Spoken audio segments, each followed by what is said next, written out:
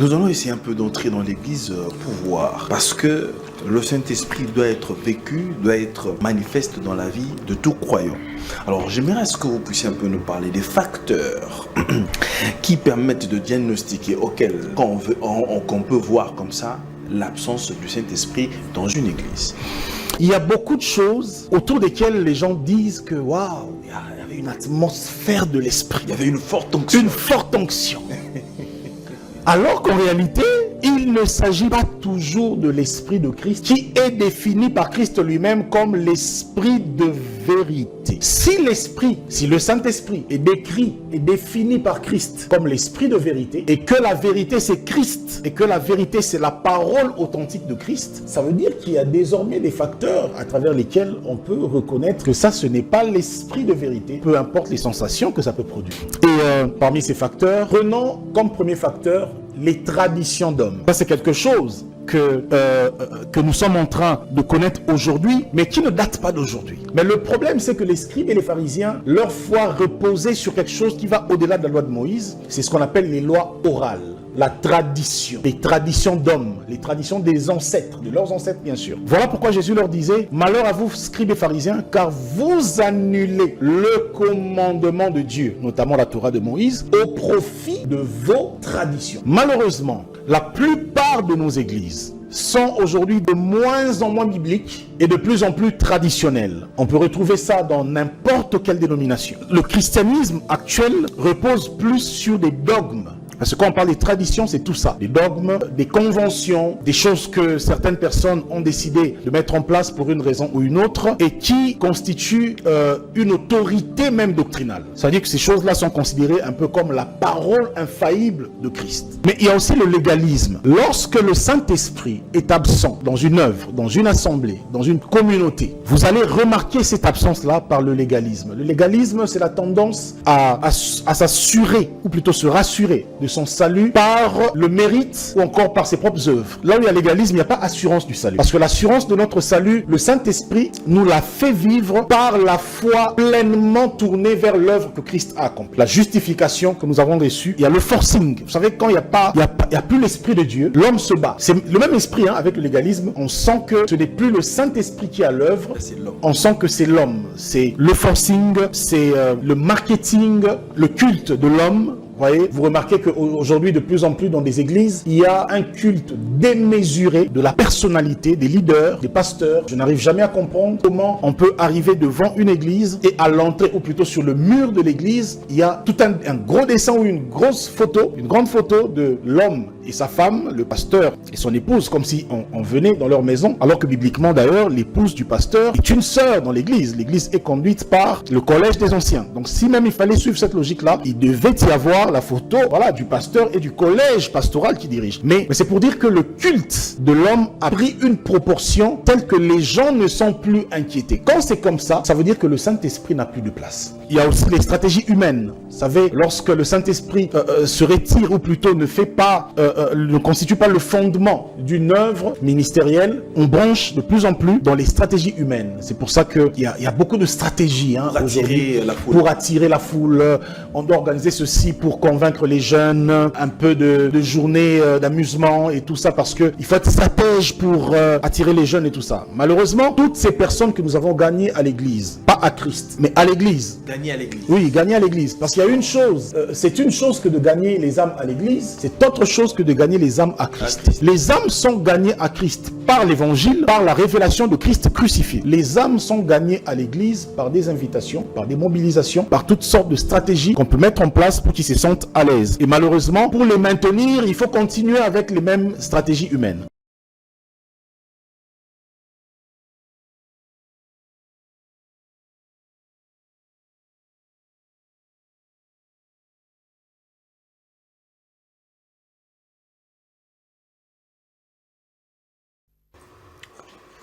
Vous faites bien de nous suivre, mesdames et messieurs, très chers téléspectateurs, bonsoir et bienvenue à ce nouveau numéro de votre émission. Comme je l'ai dit, comme j'ai l'habitude de le dire sur ce plateau, nous avons l'habitude d'apporter des sujets intéressants pour édifier les enfants des dieux, encore apporter la lumière d'une certaine façon dans la vie des enfants de Dieu, surtout dans le temps dans lequel nous nous trouvons. C'est un moment crucial. Aujourd'hui, je reçois un homme de Dieu que vous avez l'habitude de suivre sur ce plateau, que vous connaissez très bien. Nous allons parler du Saint-Esprit. Je demanderai à tous ceux qui suivront cette émission de la suivre avec attention. Parce que on a toujours parlé du Saint-Esprit, on a toujours présenté le Saint-Esprit d'une certaine façon. Alors, les prédications aujourd'hui sont un peu diluées avec du vin d'une certaine façon. Et l'homme des dieux, avec le ministère que Dieu lui a confié, il présente la parole de Dieu comme il se doit. Lui, c'est le messager Michel-Ange Bompéré qui est avec nous ce soir, à qui je dis bonsoir et bienvenue. Bonsoir Jules. Bonsoir à ceux qui nous suivent, merci beaucoup. Et il n'est pas seul, à ses côtés, il est avec la servante des dieux, Kessie Scola, à qui je dis bonsoir et bienvenue. Bonsoir, merci. Vous allez bien? Très bien, merci. Et vous? Oui, très bien. Le messager Michel-Ange Bompéré, il est prophète. Il est prophète visionnaire du mouvement visionnaire Royaume Vision. Voilà. Il est écrivain, auteur de 3 livres. Regard doctrinal aiguisé, Yehoshua, second et dernier Adam, et prier jusqu'à renaître. Prier jusqu'à renaître pour tout celui qui voudrait avoir ces livres intéressants. Vous pourrez juste nous contacter et nous allons vous aider à les avoir. Alors, mesdames et messieurs, aujourd'hui nous parlons sur le Saint-Esprit, comme je l'ai dit, redécouvrir le Saint-Esprit. Vous allez vous poser tant de questions. Comment redécouvrir le Saint-Esprit? Il est là avec nous, l'homme des dieux. Homme de Dieu, une fois encore de plus, je parie que vous allez bien. Très bien, merci Jules. Très bien. Nous ouvrons directement cette émission parce que nous parlons de redécouvrir le Saint-Esprit. La question est de savoir pourquoi et comment redécouvrir le Saint-Esprit. Alors, très bien, merci beaucoup. J'aimerais qu'il me soit permis, avant de répondre à cette question, de poser quelques préalables, voilà, par rapport à cette notion.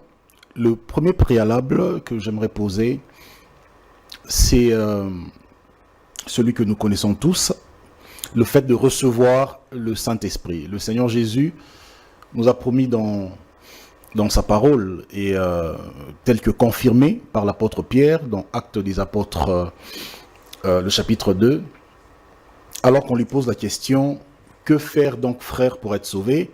L'apôtre Pierre dit « Répentez-vous », en d'autres versions, « Convertissez-vous et vous soyez baptisés au nom de Jésus et vous recevrez le don du Saint-Esprit. » Donc il y a le fait, premièrement, de recevoir le Saint-Esprit lorsque on est en Christ, mais beaucoup se sont malheureusement limités à ce niveau-là, au niveau de recevoir le Saint-Esprit, alors que la vie du royaume ne consiste pas qu'à croire ou à recevoir, mais la vie du royaume, c'est un épanouissement. La vie du royaume consiste à un épanouissement qui repose sur la connaissance. Donc, après avoir reçu le Saint-Esprit, il faudrait deuxièmement, il y a comme deuxième préalable, connaître le Saint-Esprit.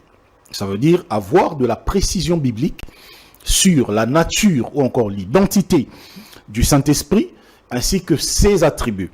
Le troisième préalable après la connaissance du Saint-Esprit, c'est celui de manifester le Saint-Esprit à travers, bien sûr, la manifestation des fruits de l'Esprit. Et le quatrième ou dernier préalable de la réception du Saint-Esprit après la connaissance et la manifestation des fruits de l'Esprit, il y a bien évidemment l'opération dans l'Esprit.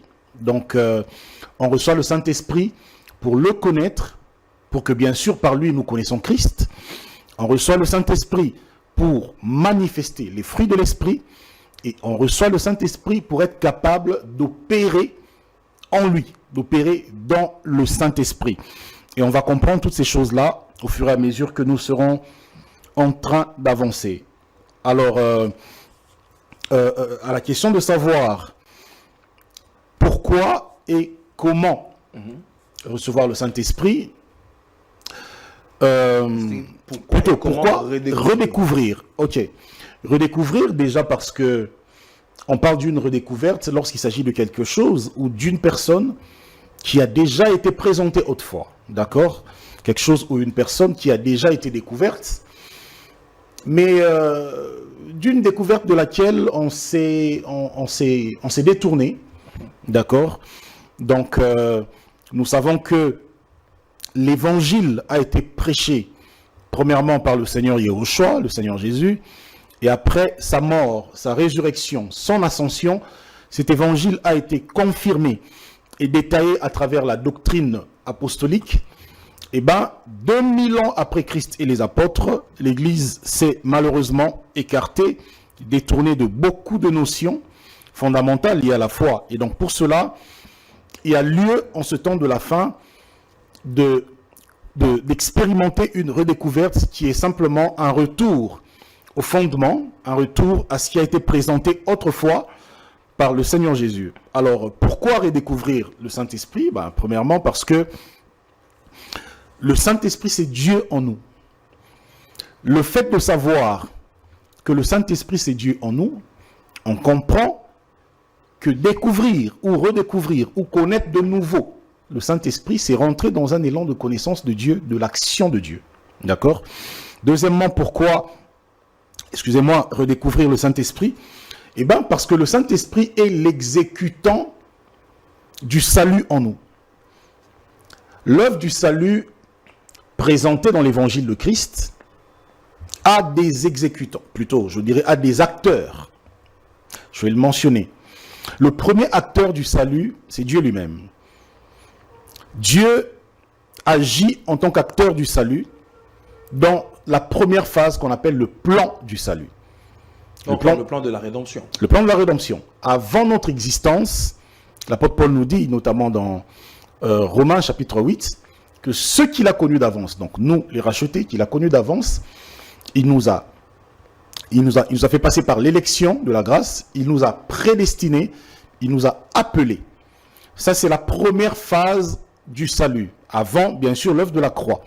Dieu nous a connus, il nous a attribué une identité, parce que le terme appel du grec kaleo signifie appeler par son nom ou encore attribuer une identité. Donc Dieu nous a connus avant la fondation du monde, il nous a attribué l'identité de racheter, l'identité de sauver, avant que nous n'existions.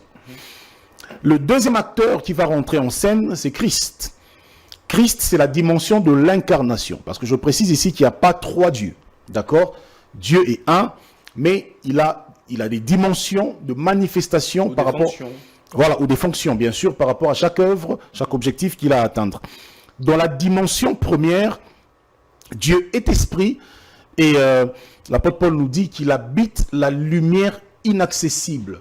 Colossiens 1,16, 1,15-16, nous dit que Dieu est invisible et que Christ, le Fils, est l'image ou encore la manifestation, l'incarnation physique de Dieu qui est invisible. Donc, dans cette dimension-là, Christ, en tant que deuxième acteur du salut, vient pour payer le prix de la rédemption.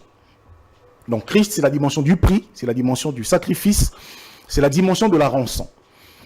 Ensuite, après avoir accompli sa mission, le Seigneur Jésus dit, il vous est avantageux que je m'en aille, afin que le troisième acteur dans la chaîne de l'accomplissement du salut rentre dans sa mission. Et donc c'est le Saint-Esprit. Le Saint-Esprit vient pour faire exécuter en nous ces choses que Dieu a prévues d'avance, ces choses que Christ a accomplies à la perfection à la croix. Donc,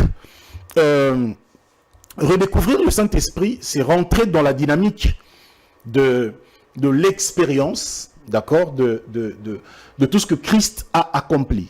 Donc, ça me permet de préciser que lorsque Jésus dit « tout est accompli » à la croix, cet ensemble des choses que Christ a accompli. Évidemment, il parle de l'accomplissement de la loi et les prophètes qui annoncent le prix pour notre rédemption. Toutes ces choses étant accomplies, ne deviennent oui et amen, ou encore authentiques et évidence dans nos vies que par le Saint-Esprit. Donc connaître le Saint-Esprit, découvrir le Saint-Esprit ou redécouvrir le Saint-Esprit, c'est vraiment aller saisir, voilà, ces choses que Christ a accomplies. Je prendrai un exemple. Vous savez, lorsque dans une maison, la maman cuisine, elle finit de cuisiner, elle vous dit tout est accompli. Ça veut dire la nourriture est prête. Mais pour manger cette nourriture-là, il y a un endroit où elle est servie. Il y a une salle à manger. Et donc, il faut que les enfants qui sont héritiers ou encore bénéficiaires de cette nourriture aillent maintenant dans la salle à manger pour simplement se servir. Et donc, le Saint-Esprit, c'est la plateforme dans laquelle le tout est accompli de la croix nous est servi.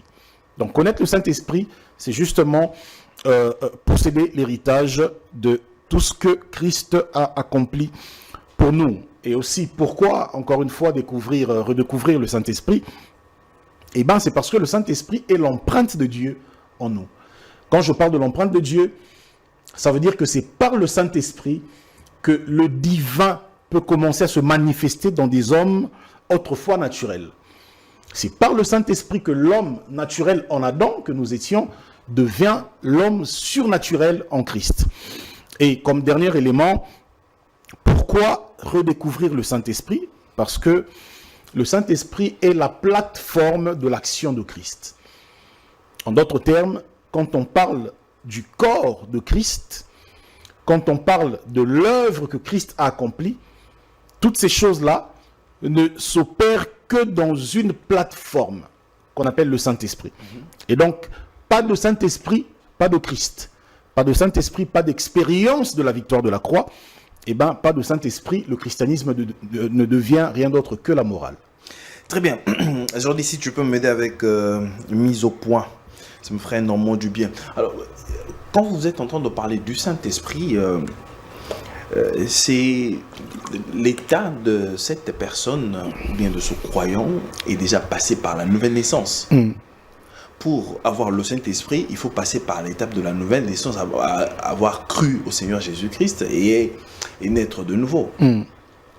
Alors, cette émission, je voudrais aussi attirer l'attention des téléspectateurs, elle n'est pas aussi une émission normale, habituelle, c'est comme une émission enseignement.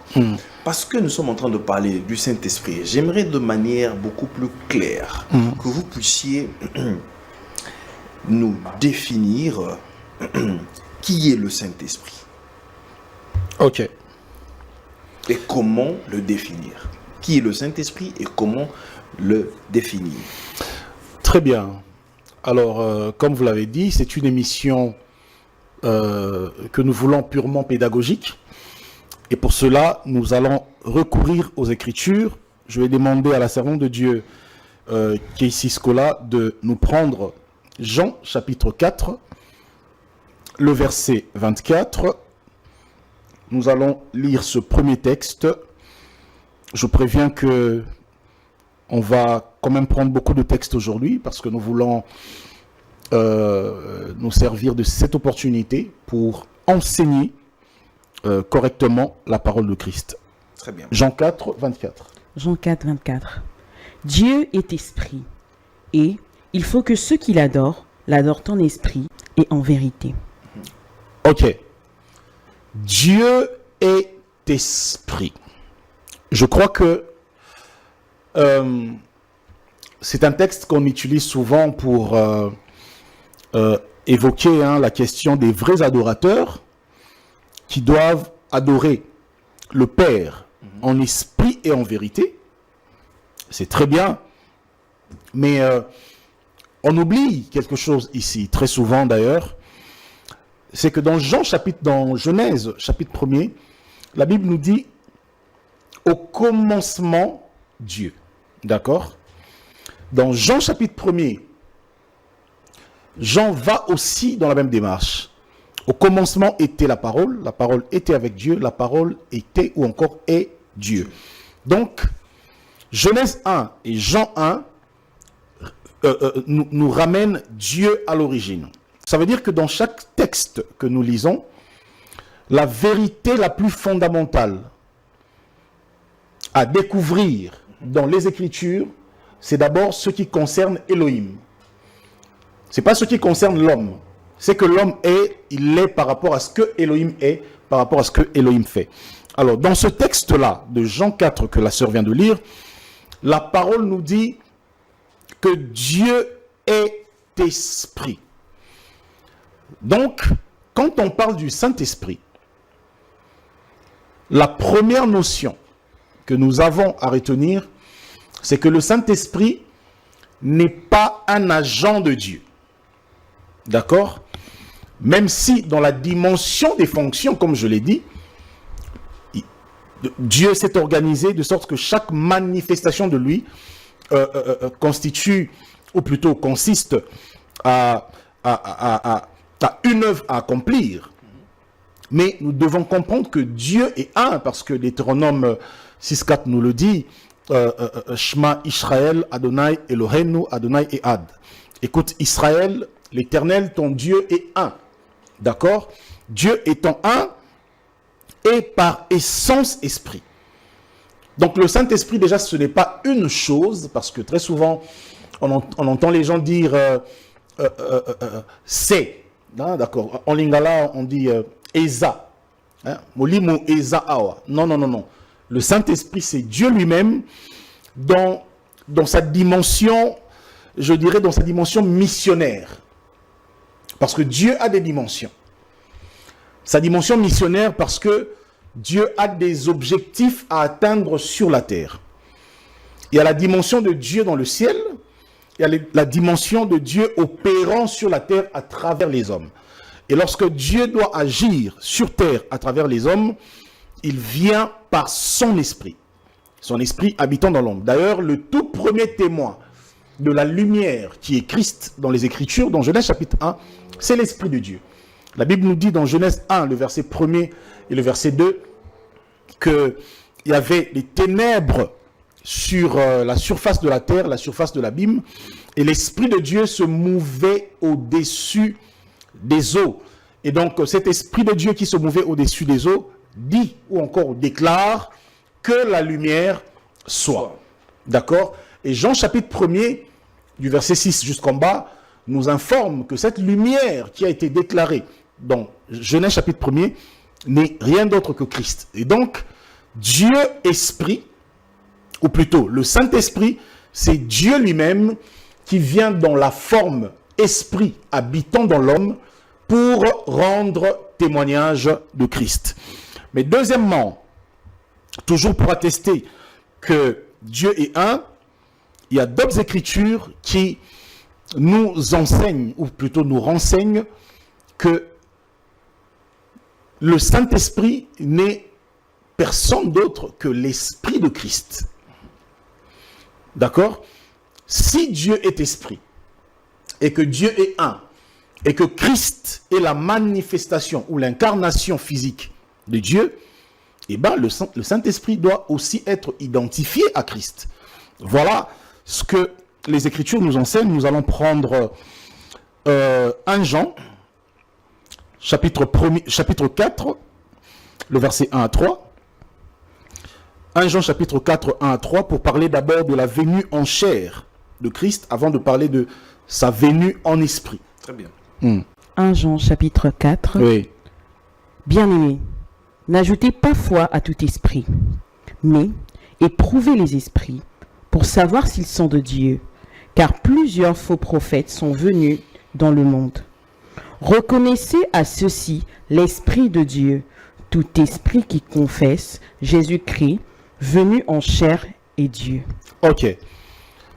L'esprit de vérité, l'esprit d'authenticité, confesse que Christ est venu dans la chair. D'accord?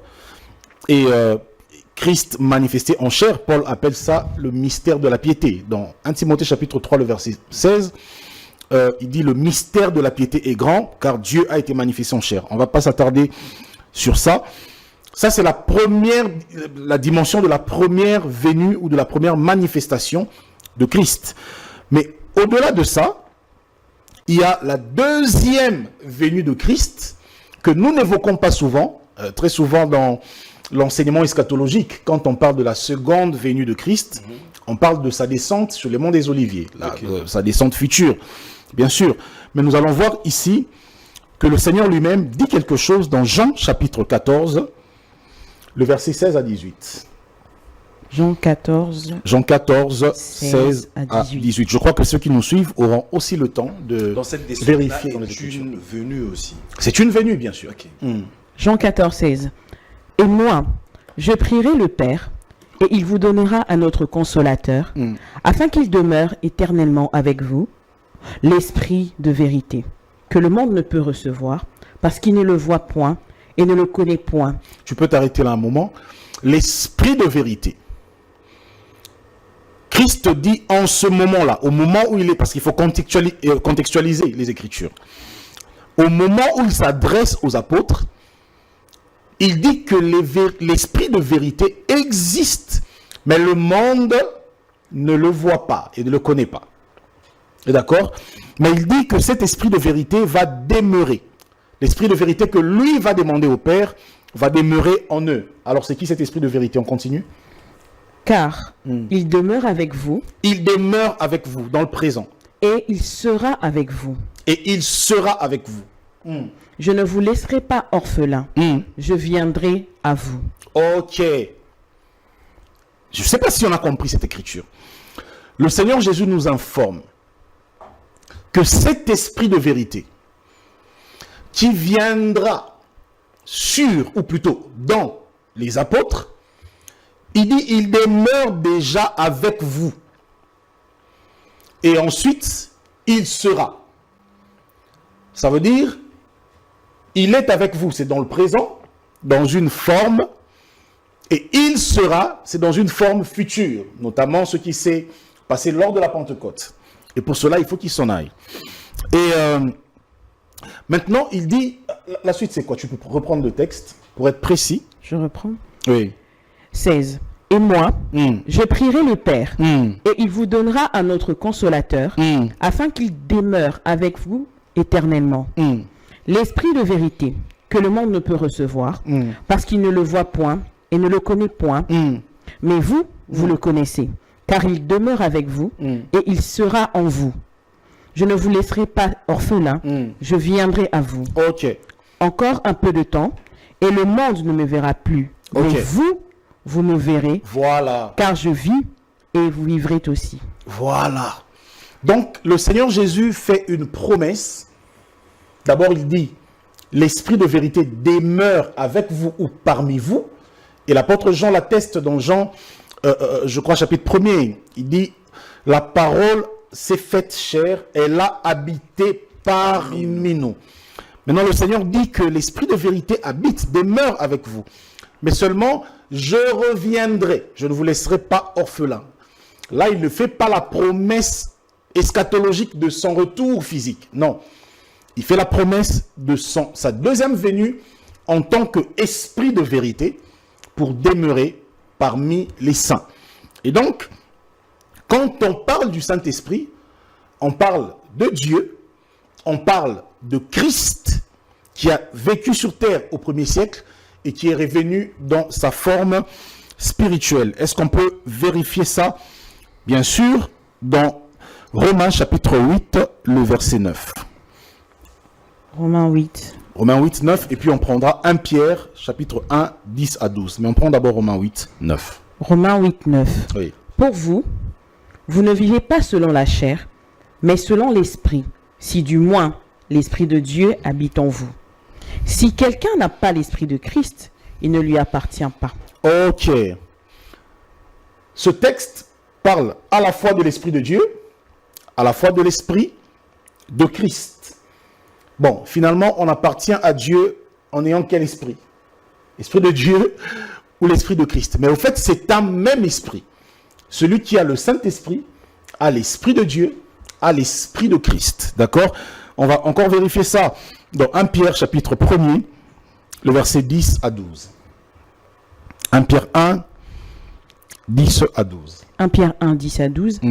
Les prophètes qui ont prophétisé, touchant la grâce qui vous avait été réservée, ont fait de ce salut l'objet de leurs recherches et de leurs investigations, voulant sonder l'époque et les circonstances marquées par l'Esprit de Christ qui était en eux et qui a testé d'avance les souffrances de Christ et la gloire dont elles seraient suivies. Ok. Donc ce texte nous parle, attention, des prophètes de l'Ancienne Alliance. D'accord?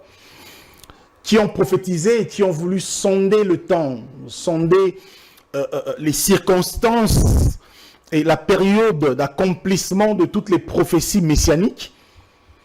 La Bible nous dit, l'apôtre Pierre nous dit que ces prophètes avaient en eux l'esprit de Christ. Pourtant, lorsqu'on lit l'Ancien Testament, nulle part c'est écrit esprit de Christ. Dans l'Ancien Testament, Paul nous dit que Christ était un mystère caché. Donc le mot Christ, ou encore le nom Yéhoshua, Jésus-Christ, n'était pas révélé dans l'Ancienne Alliance. Pourtant, Pierre nous enseigne ici que l'Esprit de Christ était déjà là, agissant dans les prophètes. Donc tout ça, c'est vraiment pour asseoir la vérité selon laquelle le Saint-Esprit, qui a marché avec les prophètes dans l'Ancienne Alliance, et qui a marché avec les apôtres, et qui est dans l'Église aujourd'hui, c'est bel et bien l'Esprit de Dieu et aussi l'Esprit de Christ. Donc, il ne s'agit pas de deux choses distinctes. Il ne s'agit pas de deux choses distinctes. Merci beaucoup pour cette précision, très cher homme de Dieu. Avant d'évoluer, j'aimerais lire une portion d'écriture ici. Nous sommes dans Ézéchiel chapitre 36, verset 26. Il y dit « Je vous donnerai un cœur nouveau et je mettrai en vous un esprit nouveau. » Alors la question est de savoir, quelle est la différence un esprit nouveau et le Saint-Esprit? Déjà, dans le texte, esprit est écrit comment? Est-ce que c'est en majuscule ou en minuscule? En minuscule. D'accord. Parce que la grammaire vaut toute sa place dans l'interprétation des Écritures, surtout en matière de la pneumatologie, l'étude de l'esprit, l'étude du Saint-Esprit. Et le esprit tel que annoncé par Ézéchiel, l'esprit nouveau, il n'est pas en train de parler du Saint-Esprit. Okay. Donc il y a une différence. Oui, oui, oui. C'est l'esprit dans le sens du cœur nouveau. En fait, les deux parlent de la même réalité. Okay. Il s'agit de la régénération. Parce que la nouvelle naissance en Christ produit dans l'homme la régénération. L'apôtre Paul nous dit que le premier Adam devint une âme vivante, mais le second et dernier Adam devint un esprit vivifiant. Christ, en tant qu'esprit vivifiant, à la croix, qu'est-ce qu'il fait? Il vivifie nos esprits. Il renouvelle nos esprits. Il régénère nos esprits. C'est de ça que Ézéchiel est en train de parler. Mais maintenant, bien évidemment, que cela se fait par l'Esprit de Christ, par le Saint-Esprit. Je ne sais pas si on se comprend jusque-là. Donc, il y a vraiment une différence entre l'esprit humain régénéré et le Saint-Esprit. Mais maintenant, cette régénération est une œuvre du Saint-Esprit parce que Romains 8, chapitre 8, le verset 16 nous dit que l'Esprit Saint, ça veut dire l'Esprit de Dieu, ou encore l'Esprit de Christ, lui-même rend témoignage à notre esprit, avec petit e, très bien, que nous sommes enfants de Dieu. En d'autres termes, l'Esprit Saint vient attester dans l'esprit de l'homme, dans le cœur de l'homme, que nous avons été régénérés et que nous avons désormais une identité nouvelle en Christ. Donc c'est un peu de ça que Ézéchiel parle. Très bien. Alors, chambre des dieux, oui. Je voulais aussi que vous apportez un peu de lumière Parce que nous sommes en train de parler du Saint-Esprit. Le Saint-Esprit doit venir, vous venez de parler de la venue du Saint-Esprit. Alors, quelle est la mission de cet esprit-là? Parce qu'il ne vient pas habiter dans le monde, il vient pour demeurer dans la vie des individus que nous sommes. Oui. Alors, quand il vient, cet esprit-là, c'est pour faire quoi? Quelle est sa mission? Si tu me permets, Jules, juste avant de toucher à la mission du Saint-Esprit, je crois que c'est fondamental que de répondre d'abord à la question de savoir comment recevoir le Saint-Esprit. Parce qu'il y a beaucoup de confusion à ce sujet, puisque plusieurs estiment qu'il faudrait forcément passer par l'imposition des mains, d'accord? Puisque les apôtres, d'ailleurs, quand ils allaient de lieu en lieu, ils demandaient aux gens, est-ce que vous avez entendu parler du Saint-Esprit? Les gens disaient, non, on n'a jamais entendu parler. Et puis ils imposaient les mains. Et il est écrit que les gens recevaient le Saint-Esprit. Alors, je crois que c'est des éléments qu'il faut un peu éclairer, ou plutôt éclaircir. Très bien, prenons alors voilà. Comment recevoir le Saint-Esprit. Comment recevoir le Saint-Esprit? Est-ce qu'on peut prendre Actes des Apôtres, le chapitre 2?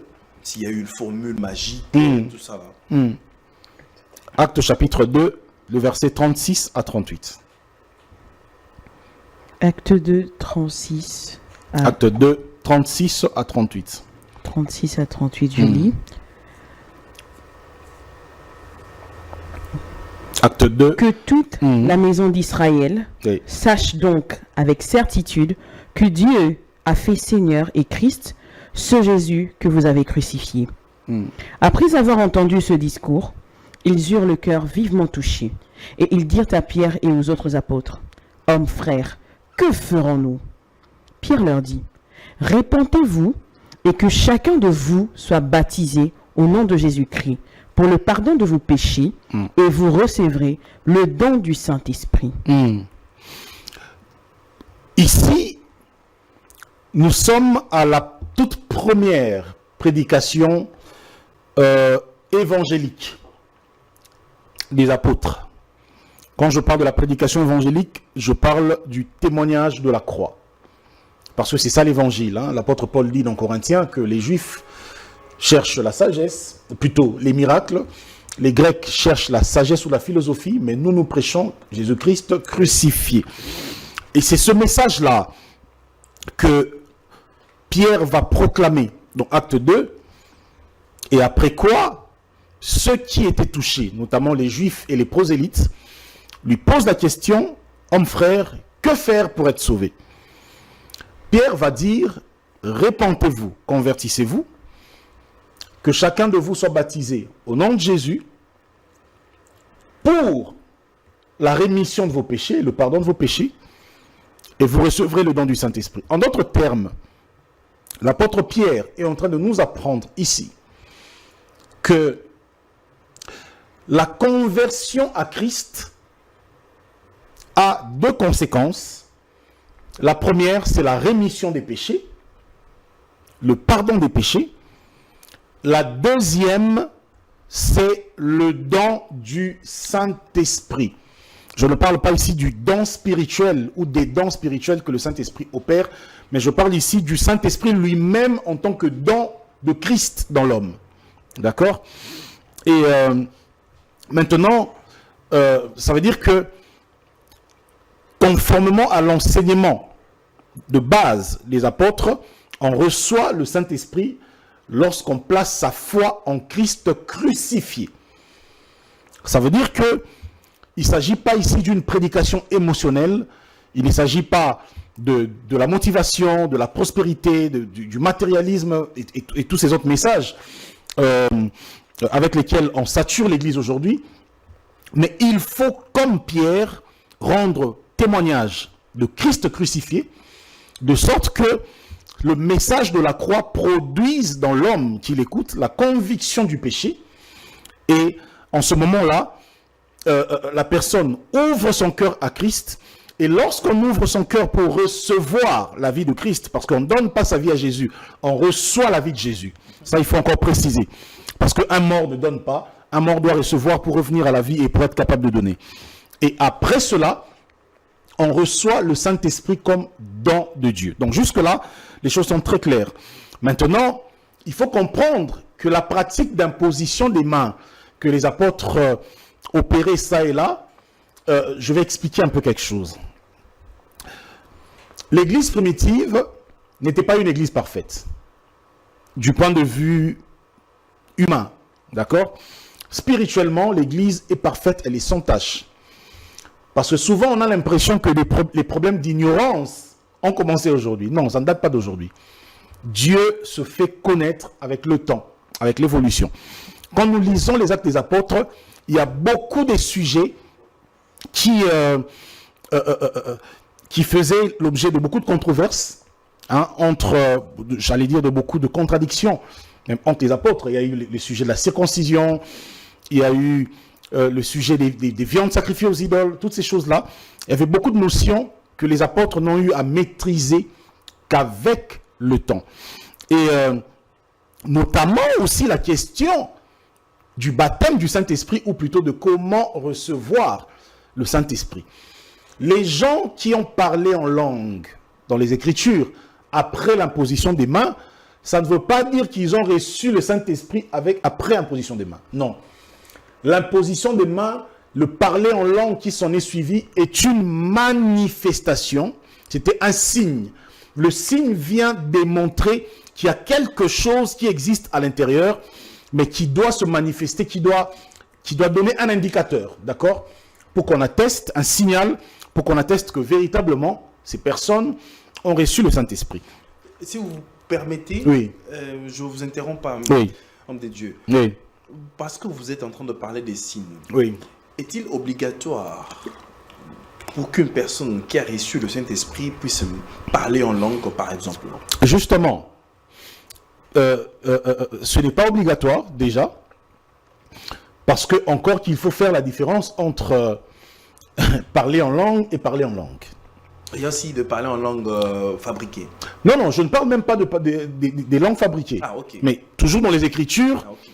Parce que les gens ne comprennent pas que les langues qui sont évoquées dans Acte 2 et les langues qui sont évoquées dans 1 Corinthiens 12 et 1 Corinthiens 14 ne sont pas la même chose. Très bien. D'accord? Dans Acte chapitre 2, la Bible nous dit qu'il y avait ce jour-là à Jérusalem les Juifs et les prosélytes. Qui sont les prosélytes? Ce sont les gens des autres nations, mais qui s'étaient convertis au judaïsme. La Bible parle des Parthes, des Élamites, des Éthiopiens, des Libyens, toutes ces personnes-là, qui entendaient les apôtres parler des merveilles de Dieu en leur propre langue. C'est de cette langue-là que Christ parle lorsqu'il dit que ceux qui croiront en moi parleront des nouvelles langues. Au fait, c'est l'accomplissement d'une prophétie d'Ésaïe qui annonce que Dieu allait parler à Israël par des langues barbares. D'accord? Parce que à travers les prophètes juifs, Dieu a parlé à Israël en hébreu et ils n'ont pas écouté. Ils ne se sont pas convertis. Ils ont tué les prophètes, ils ont rejeté le Messie. Alors désormais, le Seigneur, à la Pentecôte, parle aux Juifs par des langues barbares, par des langues des nations. D'accord? C'est ce qui s'est passé ce jour-là.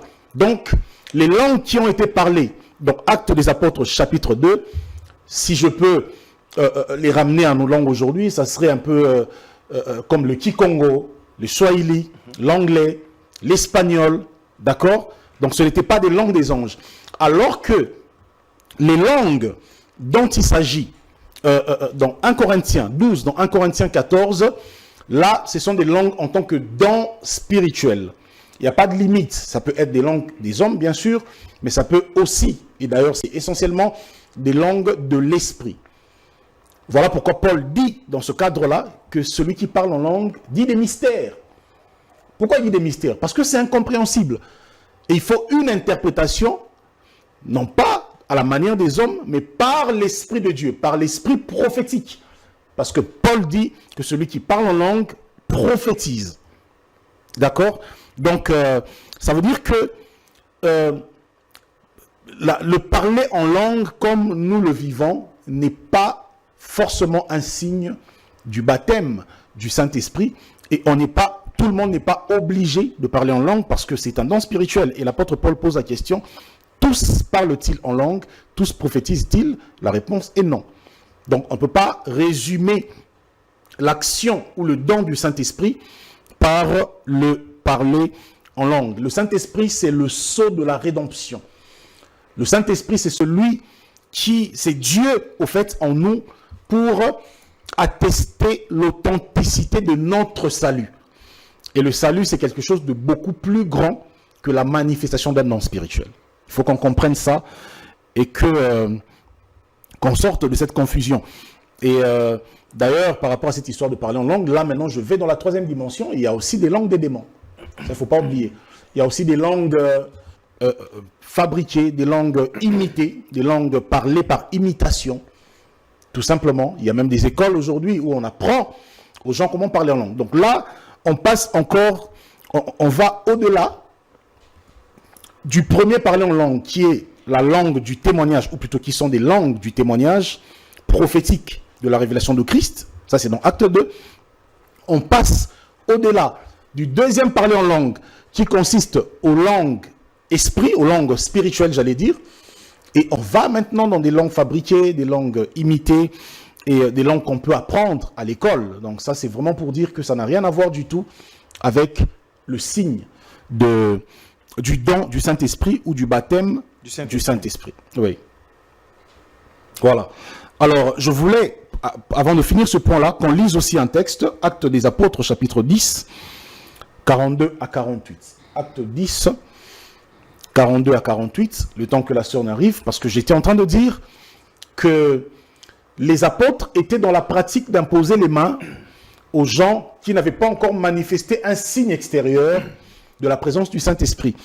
Et ça s'était établi en système, jusqu'à ce que le cas de l'évangélisation de Pierre chez Corneille nous prouve le contraire. Voilà pourquoi je disais que les apôtres ont aussi appris les choses du royaume au fur et à mesure. On y va. Acte 10, 42. Oui. Et Jésus nous a ordonné de prêcher au peuple et d'attester que c'est lui qui a été établi par Dieu, juge des vivants et des morts. Tous les prophètes rendent de lui le témoignage que quiconque croit en lui reçoit par son nom le pardon des péchés. Comme Pierre prononçait encore ces mots, le Saint-Esprit descendu sur tous. Marque une pause, ma sœur. Écoutez, l'apôtre Pierre est en train de dire ici que tous ceux qui croient en lui reçoivent en son nom le pardon des péchés. Pierre s'est arrêté là. Mais pendant qu'il parle, il y a un événement qui se passe, c'est que eux reçoivent le Saint-Esprit. Pourquoi? Mais c'est en confirmation avec Acte 2 qui dit que la foi en Jésus, convertissez-vous, soyez baptisés au nom de Jésus, 1, pour la rémission de vos péchés, 2, pour le don du Saint-Esprit. Donc la foi en Christ à travers l'évangile a pour conséquence logique la rémission des péchés et le baptême de l'Esprit. Il n'y a pas l'un sans l'autre. Chaque fois qu'on vous prêche la foi en Christ, l'œuvre de la croix, et que vous placez votre foi à cette œuvre-là, je parle bien sûr, quand je parle de vous, je parle de ceux qui ne sont pas encore en Christ, qui placent leur foi en cette œuvre-là, ils reçoivent premièrement la rémission de leurs péchés, deuxièmement et de manière systématique, le Saint-Esprit. Est-ce qu'on peut continuer avec le texte? Comme Pierre prononçait encore ces mots, le Saint-Esprit descendit sur tous ceux qui écoutaient la parole. Tous les fidèles circoncis qui étaient venus avec Pierre furent étonnés de ce que le don du Saint-Esprit était aussi répandu sur les païens. Car ils les entendaient parler en langue et glorifier Dieu. Alors Père dit, peut-on refuser l'eau du baptême à ceux qui ont reçu le Saint-Esprit aussi bien que nous? Et il ordonna qu'ils fussent baptisés au nom du Seigneur, sur quoi ils les prièrent de rester quelques jours auprès d'eux. Ok, donc l'apôtre Pierre ici, il pose la question, il dit, pouvons-nous refuser le baptême d'eau à ceux qui ont été baptisés du Saint-Esprit? Et de quelle manière? Sans notre imposition des mains. mais simplement parce qu'ils ont ouvert leur cœur à l'évangile de Christ pendant que Pierre parlait. Donc je voulais vraiment préciser cette notion-là pour ôter toute confusion, parce qu'il y a beaucoup de faux débats à ce sujet, et il y en a qui pensent que en plein 2025, il faut imposer les mains à tout le monde pour que les gens reçoivent le Saint-Esprit lors d'un baptême, d'un service de baptême, ou plutôt lors d'une croisade d'évangélisation. Ça sera très compliqué, parce que les Écritures sont claires. Aussitôt que les hommes croient en Christ, ils reçoivent le Saint-Esprit. Donc, le parler en langue après imposition des mains, c'est une manifestation, tout simplement, mais ce n'est pas par la manifestation que l'on reçoit. Au contraire, c'est parce qu'on l'a reçu qu'on peut manifester. Voilà. Très bien, homme de Dieu. Parce que vous avez évoqué les apôtres, c'est-à-dire que les apôtres ont apporté la parole de Dieu. Oui. C'est pour recevoir le Saint-Esprit, il faut écouter une parole de Dieu sans mélange. Exactement. Très bien. Ça, c'est une très bonne question qui me permet de fixer quelque chose. Aujourd'hui, on parle beaucoup d'évangélisation. Chaque semaine, il y a des activités dans des bus, dans des rues, dans des églises, dans des terrains en plein air. Et où on peut prêcher sur quoi? Dieu va te donner des diplômes, Dieu va te donner un mariage, Dieu va te donner un travail. Et à la fin, on dit à ces personnes-là, à qui on a fait toutes ces promesses, venez recevoir Jésus. Ces personnes passent devant, on leur fait faire une certaine récitation, répète après moi, Seigneur Jésus, je te reçois, et tout ça. Et après, on déclare à la fin qu'il y a une fête dans le ciel, et que les âmes ont été gagnées, et que les gens ont reçu le Saint-Esprit. Alors, j'aimerais préciser qu'il y a une condition pour attester qu'on a réellement reçu le Saint-Esprit. C'est ici que je lance un appel à ceux qui nous suivent. Chacun doit se remettre en question et se poser la question de quelle manière ai-je cru au Seigneur? Parce que la question du salut, on ne doit pas jouer avec. Par quel message ai-je cru en Christ? Le Saint-Esprit, c'est le don de Christ crucifié. Dans Jean chapitre 16, à partir du verset 7 jusqu'en bas, le Seigneur dit quelque chose, on aura le temps d'expliquer ça. J'ouvre juste une brèche. Il dit, lorsque le Saint-Esprit viendra, il convaincra le monde du péché, de la justice, du jugement. Le Seigneur Jésus est en train de résumer 3 grandes vérités de la croix. Il dit du péché parce qu'ils n'ont pas cru en moi. En d'autres termes, le péché au singulier, c'est l'incrédulité, notre nature en Adam, notre première, et qui constitue la racine, ou plutôt l'origine du don du Saint-Esprit.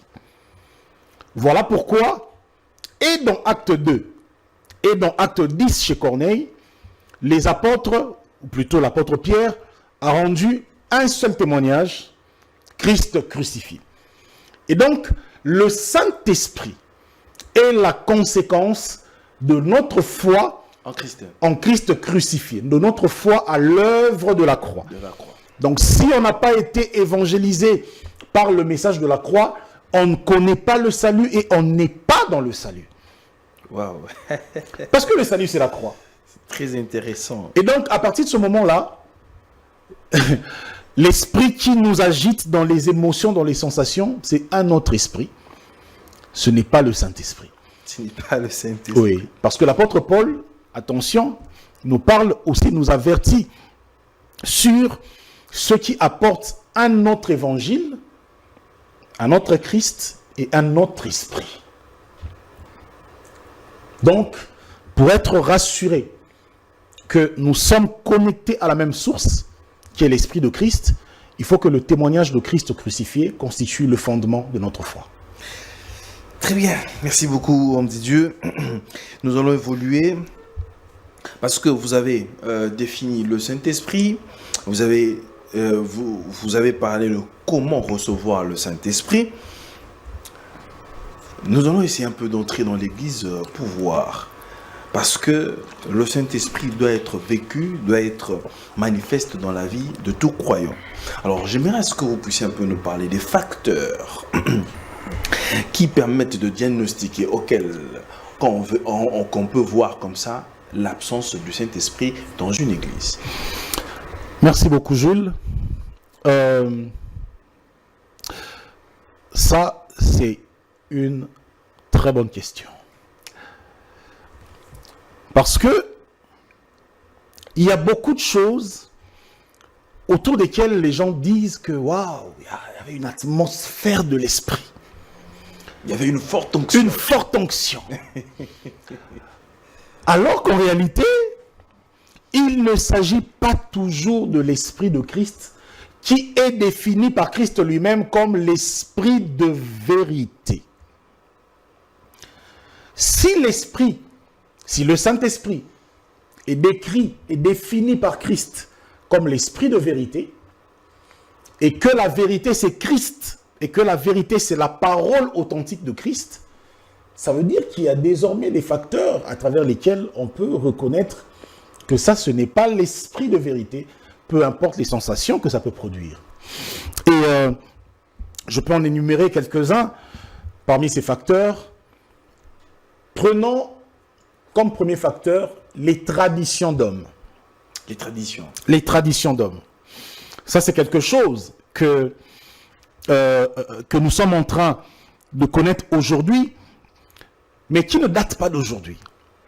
Parce que dans le livre de Matthieu, déjà le Seigneur Jésus attaquait les pharisiens et les scribes par rapport à ça. Souvent, on a l'habitude de dire que les scribes et les pharisiens ils reposaient sur la loi de Moïse. Au fait, j'aimerais qu'on comprenne que Jésus leur dit que si vous croyez en Moïse, vous aurez cru en moi. Parce que la loi de Moïse, c'est de moi qu'elle parle. Mais le problème, c'est que les scribes et les pharisiens, leur foi reposait sur quelque chose qui va au-delà de la loi de Moïse. C'est ce qu'on appelle les lois orales. La tradition. Les traditions d'hommes. Les traditions des ancêtres. De leurs ancêtres, bien sûr. Et donc, voilà pourquoi Jésus leur disait « Malheur à vous, scribes et pharisiens, car vous annulez le commandement de Dieu, notamment la Torah de Moïse, au profit de vos traditions. » Donc, le Seigneur Jésus nous fait comprendre qu'il y a une distinction déjà entre la loi de Moïse et les traditions qui constituaient bien évidemment la racine du judaïsme de son temps. Et donc, l'apôtre Paul à son tour, dans Colossiens 2 notamment, va attaquer cette tendance-là. Il fait la part des choses entre ce qui est évangile de Christ et d'autre part, les traditions des hommes qui sont présentées comme un fardeau, comme un joug. Malheureusement, la plupart de nos églises sont aujourd'hui de moins en moins bibliques et de plus en plus traditionnelles. On peut retrouver ça dans n'importe quelle dénomination. Voilà. On n'aura pas le temps de rentrer dans l'énumération de chaque dénomination parce qu'il y en a plusieurs. Mais le christianisme actuel repose plus sur des dogmes. Parce que quand on parle des traditions, c'est tout ça. Des dogmes, des conventions, des choses que certaines personnes ont décidé de mettre en place pour une raison ou une autre et qui, à un certain moment, constituent une autorité même doctrinale. C'est-à-dire que ces choses-là sont considérées un peu comme la parole infaillible de Christ. Et ça, c'est un problème. Parce que le Saint-Esprit, lui, vient nous rappeler ce que Jésus a enseigné. Ça, c'est ce que Jésus lui-même dit. Dans Jean 14 et dans Jean 16, on aura à lire ça. Il dit, quand l'Esprit viendra, il vous rappellera ce que je vous ai dit. Donc, le Saint-Esprit n'a pas pour mission de venir nous faire établir des traditions, des règles, voilà, parce que on veut maintenir les gens dans la morale. Ce n'est pas ça l'attribut du Saint-Esprit. Le Saint-Esprit vient pour rendre témoignage de Christ. Et donc, les traditions d'hommes sont un premier facteur. Je crois que ça peut susciter, ça peut plutôt faire l'objet de toute une émission, pour vraiment s'apaisantir rien que sur les traditions d'hommes. Mais il y a aussi le légalisme.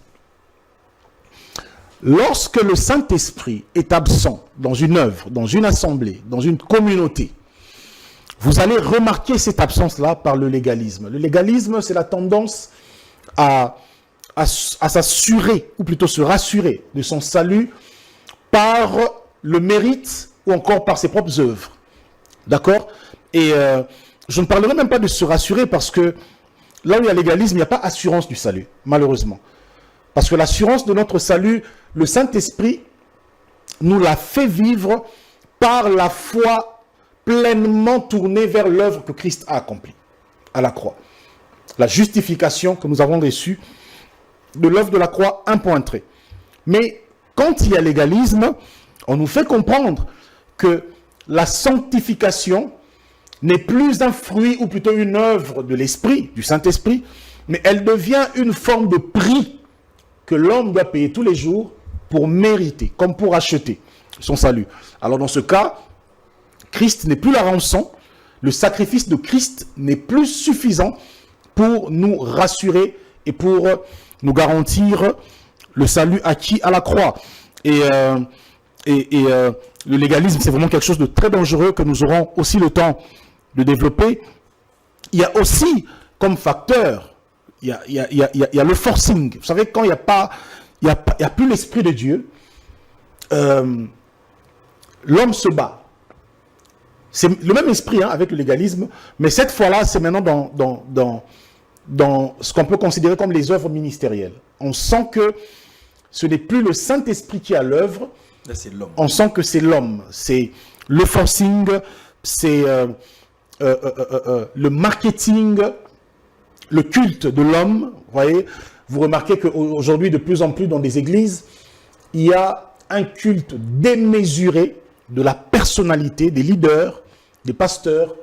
Je n'arrive jamais à comprendre comment on peut arriver devant une église et à l'entrée, ou plutôt sur le mur de l'église, il y a tout un gros dessin ou une grosse photo, une grande photo de l'homme et sa femme, le pasteur et son épouse, comme si on venait dans leur maison, alors que bibliquement d'ailleurs, l'épouse du pasteur est une sœur dans l'église. L'église est conduite par le collège des anciens. Donc si même il fallait suivre cette logique-là, il devait y avoir la photo, voilà, du pasteur et du collège pastoral qui dirige.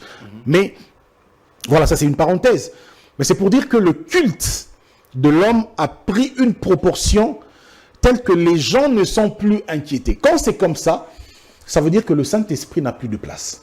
Parce que Jésus dit, lorsque l'Esprit viendra, il me glorifiera. Là où le Saint-Esprit est à l'œuvre, les hommes agissent et réagissent effectivement comme les apôtres. Ça veut dire partout ou à tout moment qu'on veut les mettre sur un certain piédestal, eh ben, ils déchirent leur cœur, ils déchirent leurs vêtements pour dire qu'ici, seul Christ doit être présenté et glorifié. Et il y a aussi les stratégies humaines. Vous savez, lorsque le Saint-Esprit se retire, ou plutôt ne constitue pas le fondement d'une œuvre ministérielle, on branche de plus en plus dans les stratégies humaines. C'est pour ça que il y a beaucoup de stratégies aujourd'hui pour attirer la foule. On doit organiser ceci pour convaincre les jeunes, un peu de journées d'amusement et tout ça, parce que il faut être stratège pour attirer les jeunes et tout ça. Malheureusement, toutes ces personnes que nous avons gagnées à l'église, pas à Christ, mais à l'église. Gagner à l'église. Oui, gagner à l'église. Parce qu'il y a une chose, c'est une chose que de gagner les âmes à l'église, c'est autre chose que de gagner les âmes à Christ. Les âmes sont gagnées à Christ par l'évangile, par la révélation de Christ crucifié.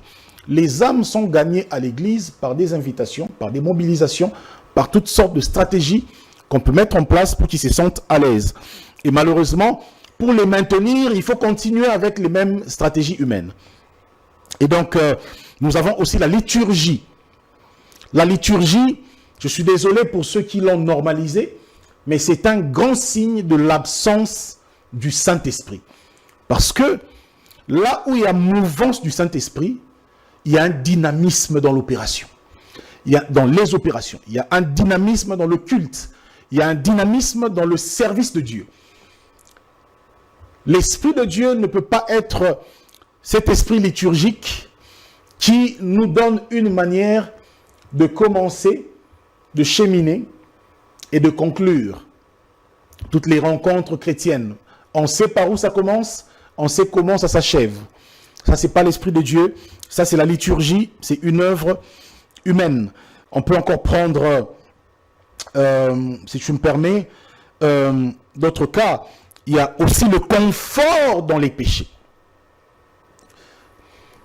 Ici, permettez-moi de préciser une chose. Le Saint-Esprit, Ruach HaKodesh en hébreu, signifie esprit de sainteté. Saint-Esprit n'est pas un nom. Non. Yehoshua est un nom. Saint-Esprit, c'est premièrement une information sur Dieu qui est esprit et une information deuxièmement sur Dieu qui est saint. Et donc quand il vient dans l'homme, quand il vient dans un environnement, il vient comme un esprit producteur de sainteté. D'accord? Et dans ce cas, la sainteté ou la sanctification ne peut plus être une œuvre humaine parce que c'est le Saint-Esprit qui produit cela dans l'homme. Et maintenant, lorsque dans une assemblée, le Saint-Esprit n'a plus de place, on constate que le péché, je ne parle pas ici d'une faille, on dit une faille, hein? Ah ouais. Voilà, je ne parle pas ici d'une faille, je ne parle pas ici d'une chute isolée qu'un enfant de Dieu peut commettre et pour laquelle il peut se relever vite fait, parce que l'apôtre Jean nous dit que j'écris ces choses afin que vous ne péchiez point, mais si quelqu'un pêche, parce que ça peut arriver qu'un enfant de Dieu branche, et bien en ce moment qu'il se souvienne que Christ est l'avocat auprès du Père et qu'il est le juste, donc qu'il puise dans la justice de Christ son relèvement. Mais je parle ici d'une vie, de la pratique du péché, établie dans des assemblées. Cela est suffisant aussi, ça peut se dire, pour attester de l'absence du Saint-Esprit dans un environnement. Il y a l'esprit du divertissement.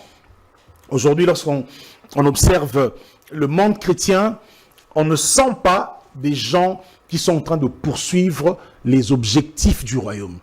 On sent les gens qui ont besoin de s'adapter tout le temps à l'évolution du monde. Lorsque dans le monde, on remarque que ces derniers temps, ce sont des concours de musique et tout ça, eh bien, on adapte. Lorsqu'on constate que ces derniers temps dans le monde, il y a telle chose, on adapte. On veut se divertir.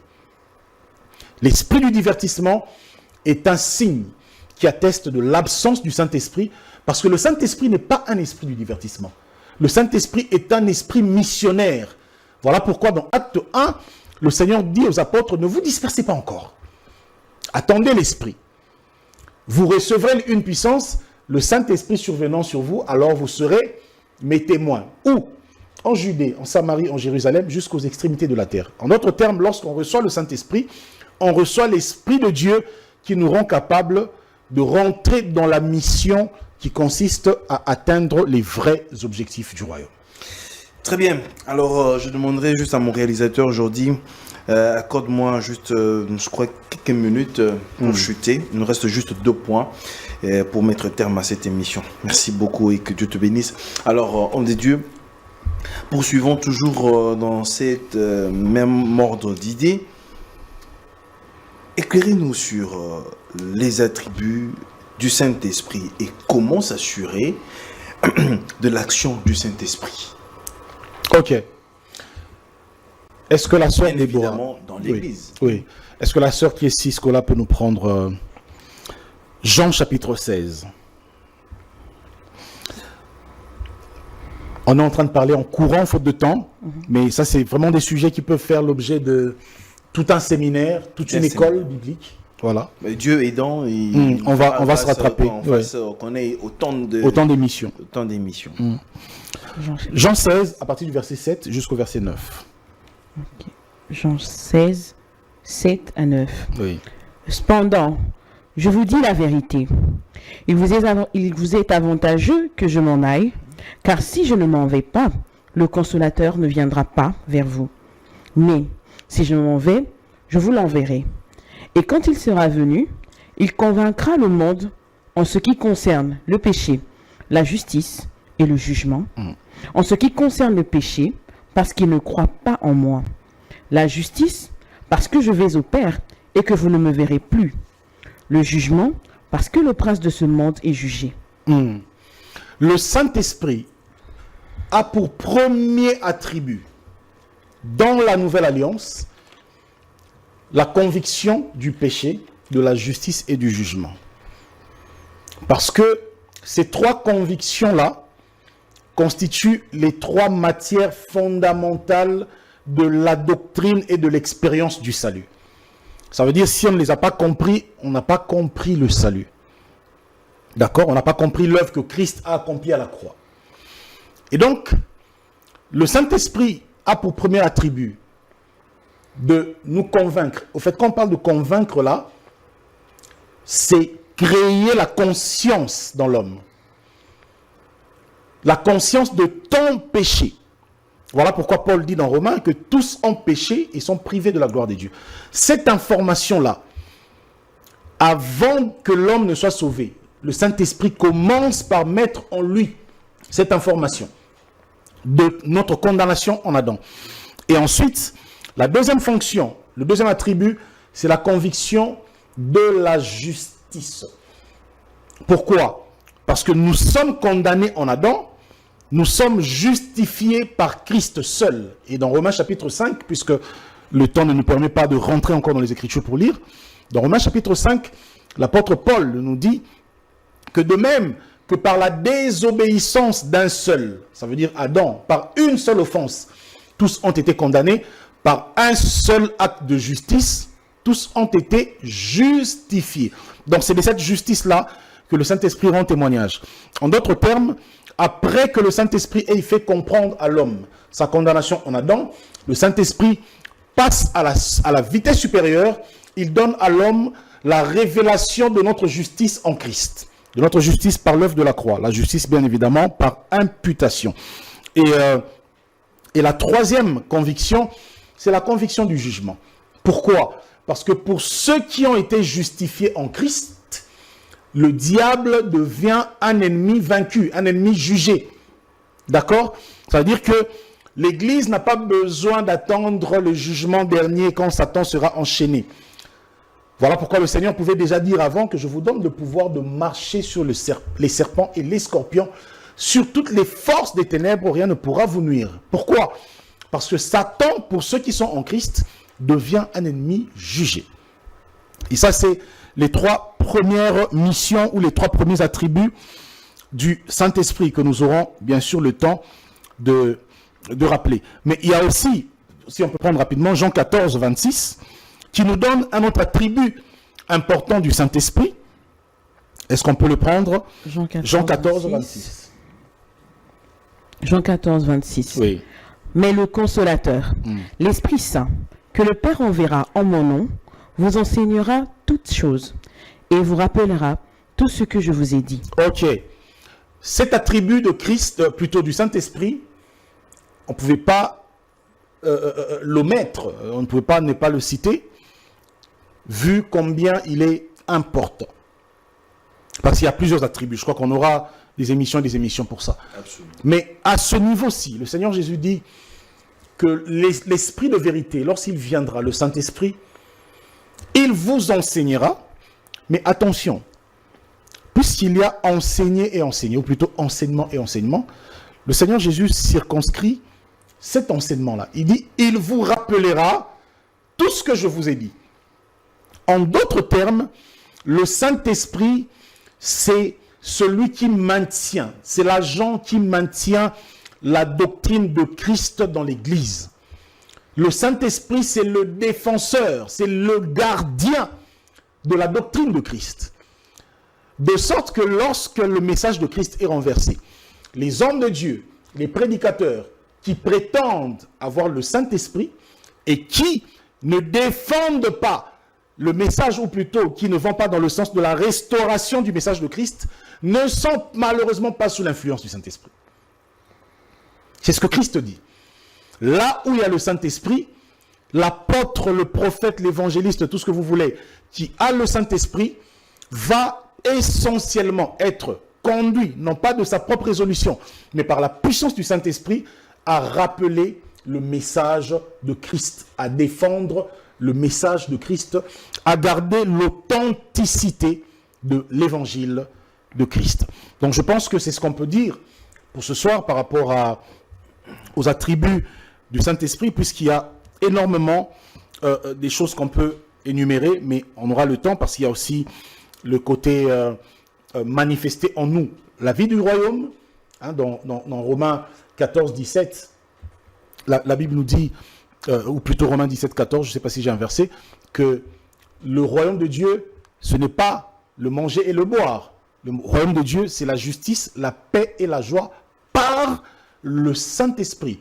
Donc, le Saint-Esprit a comme attribut aussi de produire en nous cette paix de Christ que le monde ne peut nous ravir.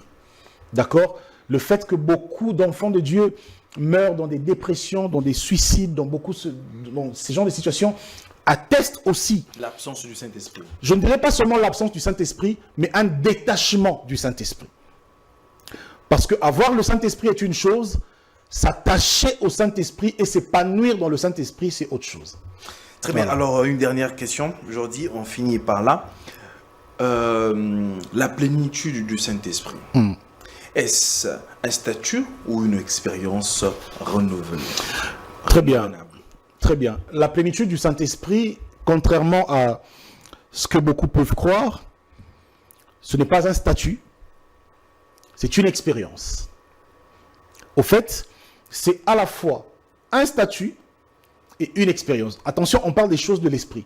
Les gens ne doivent pas les prendre physiquement, comme des choses physiques ou matérielles, et considérer que on peut être dans un statut et puis que ça soit encore une expérience. Attention. Dans les Actes des Apôtres, les premiers chrétiens ont reçu le Saint-Esprit. Au chapitre 2, à la Pentecôte, la Bible dit qu'ils ont été tous remplis du Saint-Esprit. Mais le problème, c'est que dans Acte 4, les apôtres qui avaient reçu le Saint-Esprit dans Acte 2 ont de nouveau été remplis du Saint-Esprit. Qu'est-ce qui s'est passé? Très rapidement, les apôtres ont traversé une persécution. Ils ont été fouettés par le Sanhédrin. On leur a fait des menaces de ne plus prêcher au nom de Yahushua. Et humainement, il y a eu une réaction, la lassitude, la peur, le découragement. Et ils vont prendre la parole, après avoir parlé, ils prient, ils disent, Seigneur, donne-nous d'annoncer ta parole avec assurance. On ne peut pas demander une nouvelle assurance si on l'a. Ils ont demandé l'assurance parce que cette force-là, ils l'avaient perdue. Ils disent, et qu'il se fasse par nos mains des miracles, des signes et des prodiges. Après cette prière, la Bible ne dit pas que Dieu a ouvert le ciel et il a crié, je vous donne maintenant l'assurance. Non.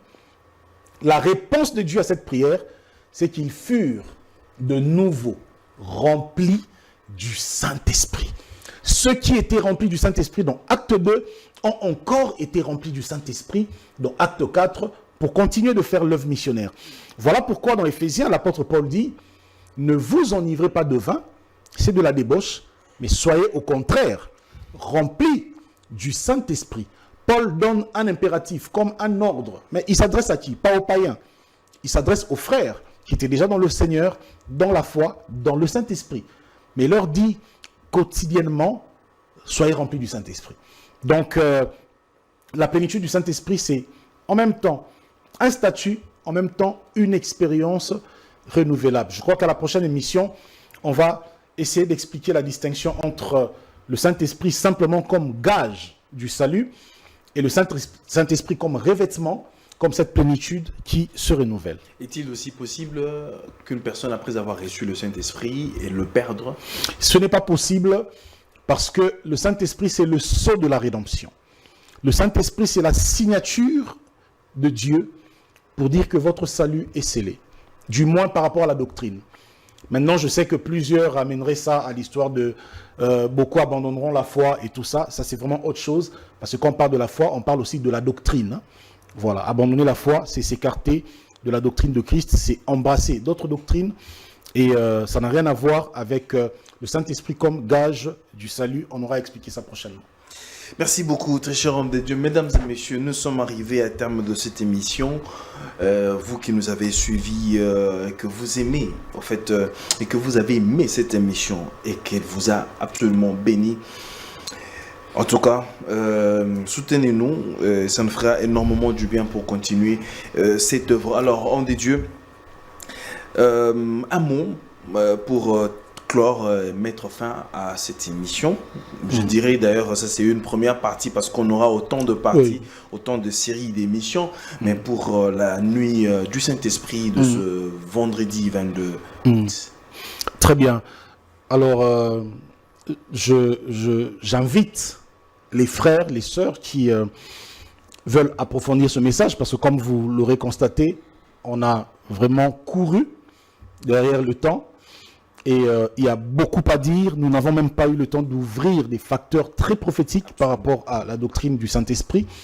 Et donc pour cela, je vous invite ce vendredi 22 août, à partir de 21h, dans cette grande nuit de réveil, autour du thème « Redécouvrir le Saint-Esprit ». Ce programme se tiendra au centre Sangomalamu, à Binza Upen. Alors le centre Sangomalamu, c'est sur avenue Mbama numéro 21 et la référence c'est après l'école primaire La Borne. Donc pour ceux qui ne connaissent pas, dès que vous arrivez au parking de l'Upen, vous pouvez simplement prendre une moto, c'est à 10 minutes de là, et demander à ce qu'on vous dépose au centre Sangomalamu, avenue Mbama numéro 21, référence école primaire La Borne. On aura le temps d'ouvrir tellement et tellement des choses sur le Saint-Esprit pour nous affermir encore dans cette carrière en Christ.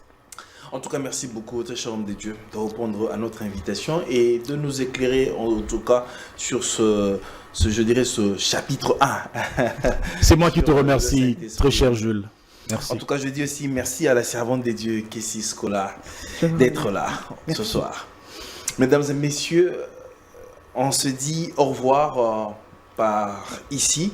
Si vous voulez encore connaître, approfondir, venez ce vendredi ici 22, comme l'adresse vient d'être donnée par l'homme de Dieu, vous allez encore, parce que là il y aura assez de temps, ce sera toute une nuit en tout cas. On laissera même le temps pour les questions. Absolument.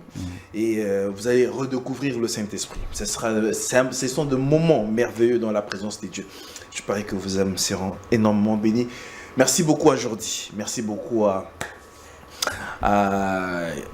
Gianni. Que la paix soit avec vous et que Dieu vous bénisse. Au revoir. Au revoir.